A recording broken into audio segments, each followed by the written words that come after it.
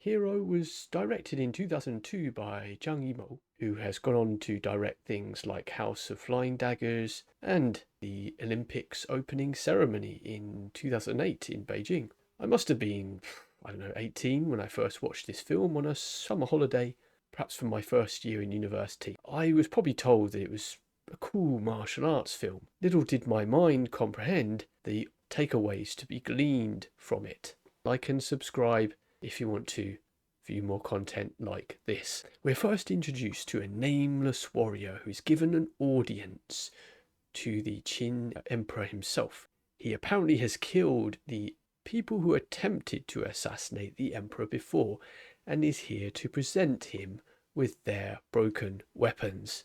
That's the story, at least. It jumped to a fight scene against his first quote-unquote foe. This was quite jarring, because we don't care whether this foe dies or not. We aren't invested in him as an enemy. The fight has no stakes. But after this, the film finds its seat with more characterization and a repeated pattern of the Emperor interrogating the story of the assassin, the nameless warrior Jet Li, like a detective, unsure of whether or not to trust him and finding out a different explanation for how it all happened, how it was that he killed all these three assassins. In this way, the Emperor himself becomes the driver of the plot via his suspiciousness. He is an avatar for us, the viewer, who want to know, how did Jet Li, the nameless assassin, do this amazing deed?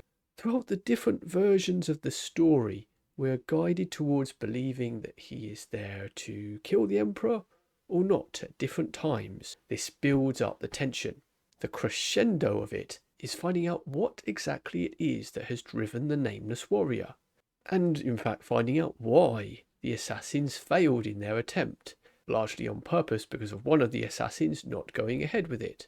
In the end, it is the Emperor's drive to end bloodshed by forging together the separate states, which is the only reason why the original assassins let him go. The Emperor appears moved by the acknowledgement that someone understands him, in one of the final scenes offering the assassin a sword, giving him a choice. A cryptic message of sacrifice is left to the Emperor as the assassin spares his life.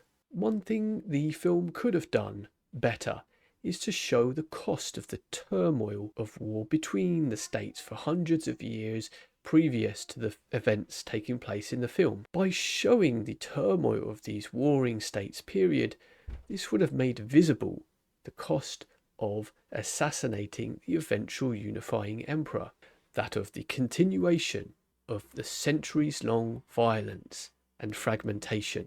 With regards to the film's portrayal of the emperor, it's largely sympathetic, as he is, in a way, representing us. He's wise, interrogating the story to find out the truth. He's at peace with his actions, willing to leave his life in the hands of a nameless warrior without regrets. He listens to his advisors, and clearly has his hand forced when he punishes the nameless warrior at the end. This is very different from other portrayals of him. This might be a topic for another video.